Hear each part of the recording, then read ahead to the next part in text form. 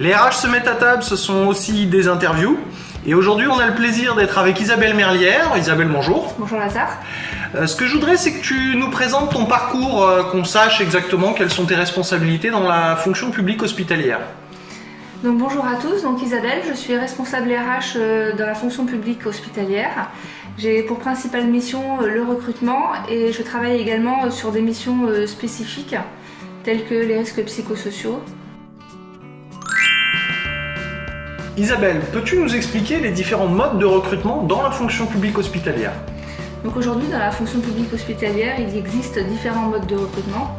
Le premier, tout d'abord, donc il reste les fondements du principe de la fonction publique hospitalière. Oui, d'accord. Donc c'est l'accès via un concours. Ok. Après, il existe un autre type de recrutement, c'est un recrutement par contrat, où effectivement l'hôpital recrute sur des emplois permanents ou non permanents. Et l'objectif premier, c'est de venir pallier des remplacements de type congé maladie, congé maternité. Donc des absences qu'on pourrait dire de courte durée. Bien.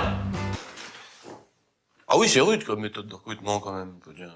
Alors, question suivante, peux-tu nous dire les qualités et les compétences qui sont essentielles pour les candidats?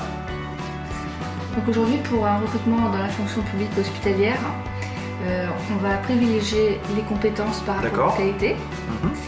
Et parce qu'en fait, on s'appuie sur une fiche de poste et l'objectif, c'est bien de mettre en adéquation des compétences avec un besoin de l'institution. D'accord. Est-ce que tu peux nous en dire un peu plus par rapport aux qualités? Donc il est vrai que les compétences restent essentielles par rapport au profil de poste. Oui. Mais concernant les qualités, c'est vrai qu'on recherche également des qualités humaines, parce que la majorité des recrutements concerne des profils auprès des patients. D'accord. Donc on ne peut pas faire abstraction de certaines qualités humaines qui sont nécessaires pour remplir les missions qui sont demandées. Aujourd'hui, choisir de travailler dans la fonction publique hospitalière, c'est aussi être en accord avant tout avec ses valeurs. D'accord. Pourquoi vient-on travailler dans la fonction publique hospitalière?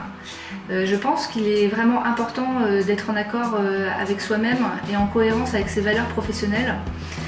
Je pense qu'il faut vraiment garder à l'esprit cette notion de service public.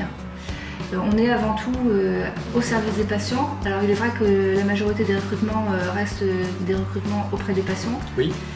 Mais même dans d'autres fonctions, l'objectif est bien là, c'est-à-dire qu'on est tous là pour apporter une qualité de soins aux patients.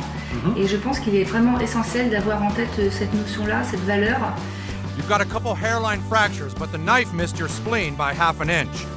Est-ce qu'il vous arrive parfois de faire appel à des cabinets de conseil pour vous aider dans le recrutement ou d'autres aspects de la chaîne RH? Donc dans la chaîne RH, on a effectivement parfois recours à des cabinets RH en conseil pour tout ce qui est audit. D'accord. Donc en fait, ce sont des missions ponctuelles, assez spécifiques, pour lesquelles on n'a pas de compétences en interne.